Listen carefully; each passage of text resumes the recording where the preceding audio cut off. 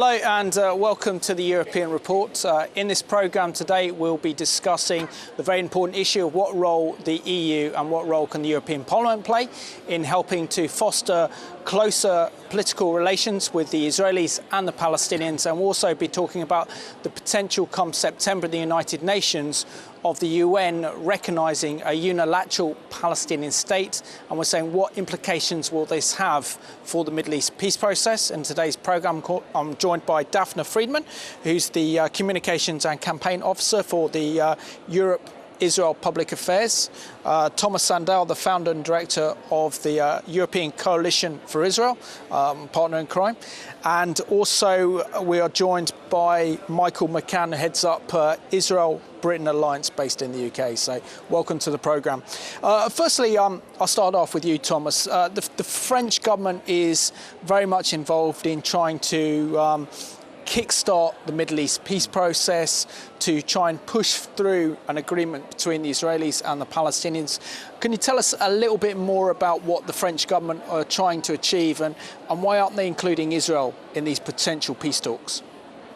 Well, thank you, Simon. Pleasure. It's great to be back again. And as you know, there was a peace summit planned for the 30th of May, which would have been 2 days ago. And it was postponed, and it's now scheduled for the 3rd of June on Friday. When it comes to the peace negotiations, I think the parameters are always clear.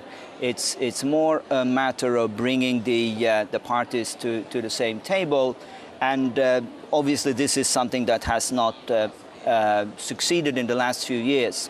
And it's understandable that the international community can have a certain level of frustration and try to do their utmost to kickstart the negotiations.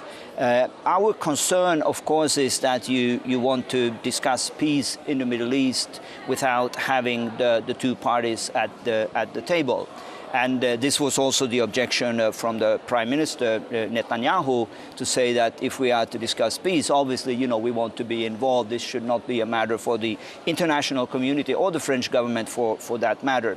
Their game plan, of course, is to say that, listen, we need, as an international community, the quartet and the major players to come together to look again at ways of kickstarting, and then later in the autumn bring the parties together and try to reach an agreement or a timetable, during which an agreement would have been achieved.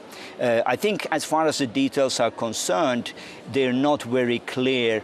A lot probably has to do with psychology as well. I think they feel it's good for the overall mode just to see that something is happening. And Michael, you're here representing Israel-Britain Alliance. Can you tell us about this organisation? And also, do you think that the issue of the Israeli settlements is the key issue that is preventing an agreement between the Israelis and the Palestinians? I don't believe that settlements are the key issue, but I think that every year that passes where the Palestinians don't have a leader that will properly negotiate on their behalf makes it more difficult to find peace. Let's absolutely be clear about this. The idea of bringing forward anything through the United Nations without both parties sitting down at a table and thrashing out all the issues is plain stupid. I don't need to be diplomatic anymore, I'm not a politician. And let's be clear about another issue. The Palestinians refused a state in 1948. The Jordanians and the Egyptians refused to give the Palestinians a state from 48 to 67, and then taking it right through to 2000, when Bill Clinton was tantalisingly close. He said recently he nearly killed himself over giving the Palestinians a state. They refused it again. And let me bring it even more up to date for you. In 2014, when I met with Palestinian Authority ministers and when I met with the PLO, I put this to them. If the Clinton-Arafat-Ehud Barak deal was put back on the table with 2014 prices, would you accept the deal? Silence. And to quote someone from my heritage, Robert Louis Stevenson, who said, "The cruelest lies are often told in silence." And the cruelest lie was told in silence that day, and the people who benefit from the Palestinians not negotiating, or don't benefit, I should say, are the Palestinian people. So therefore, people have to understand the history of this dispute. and why we've now got disputed territories. And bringing in other third parties to try and resolve it without the consent of the two parties, so the most important participants in that discussion, is absolute madness. Absolutely. And Dafna, I want to bring you on board on this one. As you're an Israeli, you have probably a better perspective than any of us, and particularly when it comes to Israelis, that the Israelis would do anything near enough for peace, make any dangerous territorial concessions in order to have a lasting peace with their Palestinian neighbours and other neighbours in the Middle East. What do you think are the key issues that are preventing an agreement between the Israelis and the Palestinians? So as you say, yeah, I truly believe that Israelis want peace with all their hearts, and we are willing. We did it in the past. We gave a lot for peace, and all we care about is living in peace. I truly believe that Israelis will be willing also to give even part of settlements for the next peace. And it's regarding the last question that you were asking, are settlements what's keeping the peace process? I think it's very convenient, both to Palestinians and to other countries that do not support the peace process, to put the issue of settlements in the center. The EU is doing it. It did it a few months ago with labeling. The BDS movement is feeding that. It's very easy to take that and say this is why we don't have peace. But what people forget is the violence that we keep having from Palestinians, the rockets that we have from Gaza. People in Israel don't live in peace. We don't live a normal life. We don't go out to work and know that we will come back in the evening and everything will be fine. We live under terror attacks day by day by day. And the fact that just to come to negotiate, there are some things that we need to do, like stop building. It's absurd. To start negotiate, let's start negotiate. There shouldn't be anything that will stop us to start negotiate. But you can't come to start negotiate on something when one side is deciding on the other side to begin with. So that's the main issue, I think. Yeah. And Thomas, the main political and legal framework for the peace negotiations has always been based on the Oslo Accord signed between the Israelis government and then the PLO, which became the Palestinian Authority. And the basis of those negotiations was that the EU would do everything they could to help foster good relations between the Israelis and the Palestinians, but essentially it was up to the two sides to make a decision in terms of how far the peace process progresses. Now, surely we've seen over the last decade or so, particularly since the last Intifada in 2000, that there has been a growing reluctance on Israel's side to concede land for peace, primarily out of fear of more terror attacks. And this is what we've seen in Gaza with Israel's unilateral withdrawal from the Gaza Strip in 2005, only to see Hamas take over, which is a proscribed terrorist organization.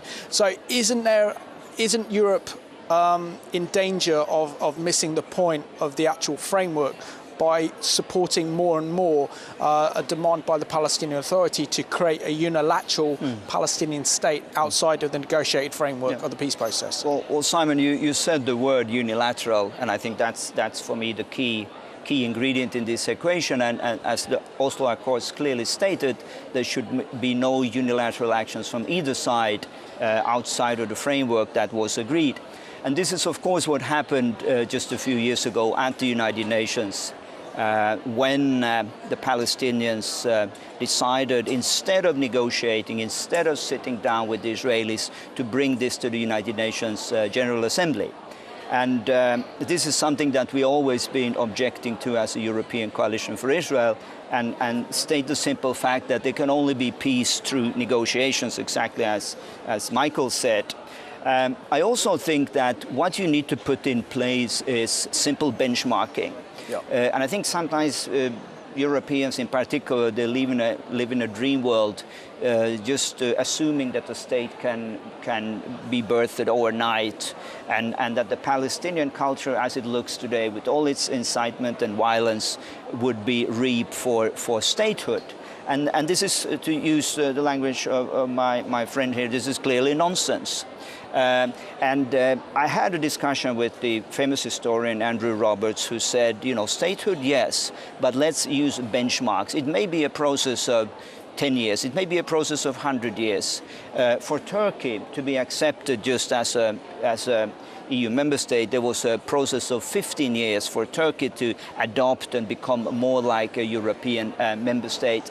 So I think there needs to be more of a realistic approach to this whole issue of a two-state solution. And benchmarking for me is a crucial ingredient in this equation. And that's why we are so firm on stopping incitement. We want to see some clear signs that the Palestinians are willing to end this conflict once and for all and to live in peace with their Israeli neighbors. Yeah. And Michael, with your former colleagues in the House of Commons, particularly those on the left, are coming to a position where they feel that the Israeli-Palestinian conflict has gone on far too long, and the overall answer is to actually concede and put pressure on Israel to actually create a Palestinian state on the ground and support a unilateral Palestinian state, regardless of the security situations that would cause. Now, isn't it a fact that it's thanks to the IDF, the Israeli Defense Force, that are actually keeping Mohammed Abbas in power at the moment, and that if Israel makes peace with Abbas today, tomorrow Israel could find that Hamas are in charge of the Palestinian Authority? And what we see with the situation with the rockets and missiles being fired over from Gaza, we would see that situation intensified over the whole nation of Israel. And so therefore, isn't it important that Western leaders and Western politicians look at the security implications on the ground before they decide to support a unilateral Palestinian state? When you were referring to those people on the left, and as an affliction of people on the extreme left in the UK, they have either willful ignorance or they're just ignorant of the history, how the whole situation came around in the first place. They just simply don't understand it. For me, the prize of statehood was always something that would be available after border security, refugees, incidentally refugees from both sides, because remember, nearly 1 million Jewish people were expelled from Arab and Muslim lands and relocated to Israel, but they don't get the benefits that UNRWA offers to the generations of refugees that have been created way back since the 1940s. So, you know, the people who put forward these arguments don't understand the realpolitik on the ground. In order for peace to have a chance, first of all, we need some tough love given to the Palestinians. And the tough love is this. In Northern Ireland, all the groups had to sign up to the Mitchell Principles, which committed all the parties to exclusively peaceful means of ending political disputes. We need that in terms of the Palestinian Authority. And we also need a decent Palestinian leadership, brave enough to take forward plans for their people. Because at the moment, I heard it described to me recently as Noah's Ark. We've got two of everything. We've got Fatah and Hamas. We've got the two different views in terms of how they should participate in peace. Fatah claim that they're interested in peace. Hamas want Israel wiped off of the face of the world. So that's the difficulties that we face. The Palestinians have never been blessed with a leadership that will properly represent their views, because the vast majority of Palestinians want peace. And going back to the British Parliament, the vote that took place in October 2014 was utterly, utterly worthless. All they try to do is they're participating in a process that Hamas would support, which is salami slicing their way to the conclusion which they want without offering any compromises. And the key compromise that they won't offer is they won't offer non-violence. And they need tough love. They need to be told that we cannot support you if you continue down this path. You're damaging your people's future, and every year that passes, the issues become more difficult to resolve. The issues of settlements, the issue of where the lines will be drawn, the issue of refugees. I was talking to someone at APAC recently in Washington, you know, where there was a fourth generation claiming that it was a Palestinian refugee. is utter madness. The UNHCR exists to stop refugees existing, to repatriate them to new countries where they can start a new life. UNRWA is the only organisation which we fund as taxpayers, which creates more refugees every year. It is madness, and really someone needs to grab this issue by the scruff of the neck and say enough. Let's have a sensible discussion and reach some sensible resolutions to these problems. Absolutely. And Dafna, I mean, when we look at Israel's if we look at the Israeli Knesset, the Israeli Parliament, and particularly the Israeli government, it was only since 1997 that a government of the centre-left has taken power in Israel, as Ehud Barak's government, and there's a growing concern, isn't there, amongst ordinary Israelis now, that Israel is living in an increasingly dangerous neighbourhood thanks to the Arab Spring that's become the Arab Winter, with the rise of Islamic extremism right throughout the region. Israel has to deal with now almost a civil war on Israel's northern border with Syria. And also we're seeing the rise of ISIS as well in the Middle East, as well as Israel having to deal with Hamas, Hezbollah, Palestinian Islamic Jihad, and who knows what other Iranian-sponsored terrorist organisations are in the region. So can you explain to us really the security dangers for Israel in terms of accepting Europe's proposal of allowing the creation of an independent Palestinian state outside a negotiated agreement? Well, there's so many problems. I don't know where to start, but Israel is such a tiny country. We have, wherever you look, we have enemies, except of Jordan, which we have kind of good peace with them, and Egypt. We have danger from the north with Lebanon and Syria, of course, and as you mentioned, ISIS. And by the way, ISIS, we can feel it within Israel because some of Arab Israelis are actually joining ISIS, and that's the latest phenomenon. So we feel danger every day. And with the Palestinian, this is one of the reasons that we even started having some kind of wall between us, or some kind of gates that we can pass things through, or decide who comes in or who comes out. Because even when I was a kid at the early 80s, there wasn't such a thing, and the Palestinian could come and work in Israel, come back. We had a good relationship. Some of the people I know would go to their markets and buy and come back. All started with the Intifada, and it escalated until what we are experiencing today. And as you said before, it's really hard when you're from outside to understand the reality on the ground. And I understand the willingness of all the world for peace, and everybody really wanting to push for it, and the French and the Arab leagues and everybody else. And it's good. It comes from a good place, but it's really difficult to decide on stuff when you're far away. And whoever wants to initiate something in the Middle East and in Israel specifically needs to come, needs to see the things in his own eyes, needs to learn about it and about the history, as you said, and to talk to politicians and to the people on the ground. Otherwise, you cannot do it by remote control. It does not work. And Thomas, when it comes down to the kind of issue of Israel, shouldn't Europe make better relations with Israel, primarily because Israel shares the same values as Europe? It is the foundation of our Judeo-Christian heritage. Also, that Israel is not the problem in the Middle East, that Israel is the solution. It is a beacon of light in a growing, dark and dangerous region.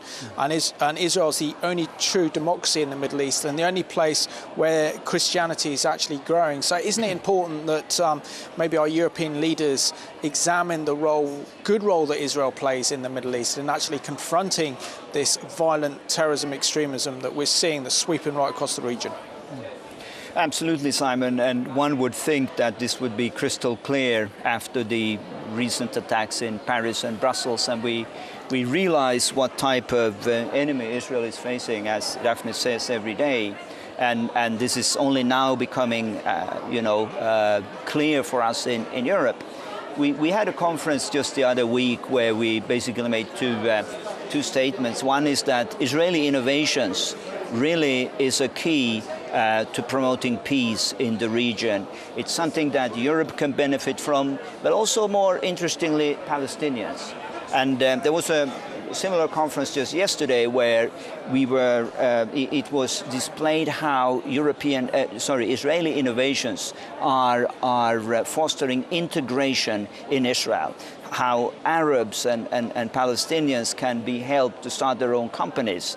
And this way really bring the two parties together, not through BDS, not through demonization or trying to isolate and build walls and label Israeli goods. That's not the way.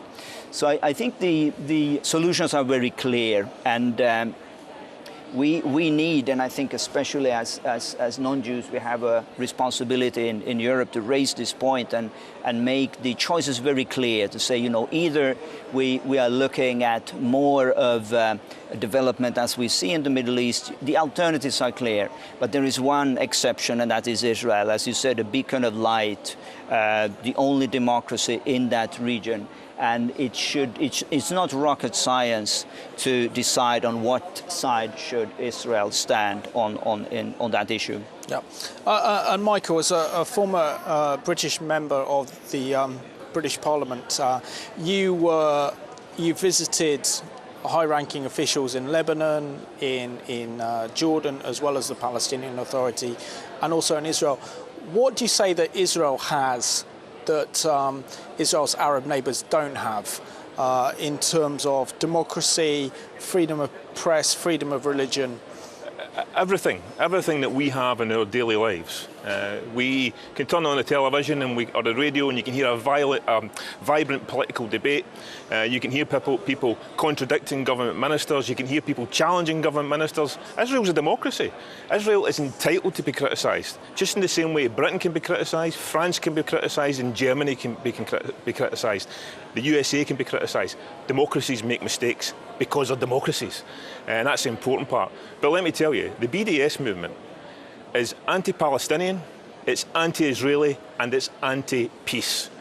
And quite frankly, the cause that they claim to represent, to help the Palestinian people, is done a massive disservice by what they're attempting to do. The people in the UK might not know that when they collect a prescription from their doctor, there's a 1 in 6 chance that prescription, that drug, will be made by Teva Pharmaceuticals based in Israel. And there's loads of examples, breakthroughs in Parkinson's disease, Alzheimer's, dementia, things that my parents, grandparents, people across Europe will benefit from. We should be celebrating Israel every single day, and we should be thankful that we have Israel as a vibrant democracy, which is quite frankly, if you look at the map, is an arc which is quite frankly holding the Middle East together. If that wasn't there, the whole thing would collapse, and it would be even worse for every country in the world. Yeah. And Dafna, how can Europe play a role in helping to foster closer ties between Israel and our neighbours? I think Europe can be an amazing actor in the region. It has the power, it has the means, and it has Europe just needs to be given an equal way of treating both countries. That's the only thing it should do. Because right now, as I said earlier, we had the labeling issue for Israel against settlements, which is fine and it's acceptable. You can argue if it's wrong or right. But nothing has been done to the Palestinian by transferring money, aid money for the Palestinian. And by that, you're basically giving them the wrong message that, and this is the feeling among Israelis, that Europe is right now for the Palestinian. They support the Palestinian more than they support the Israelis and their rights for security. So I do think there is a place for EU to be a player in the peace process between Israelis and Palestinians. I think Israeli would like the EU to take part. But right now they don't trust the EU that much because of the step that I mentioned. Yeah. So program's come to an end. So I just want to thank you all for being my guests here on the European Report in the European Parliament. Thank you. Thank you. And I just want to thank you all for watching today's European Report that is recorded in the European Parliament here in Brussels. And as we've been discussing the peace process, it's important that we actually get behind Israel and realise that Israel is the beacon of light and the beacon of liberty in the Middle East, and by supporting Israel, we're supporting the forces of freedom and democracy. And our European leaders would do well to take that into account rather than supporting a unilateral Palestinian state outside of a negotiated agreement between the Israelis and the Palestinians, as that won't bring peace, but instead it will create more conflict and war. So I want to thank you for watching today's European Report.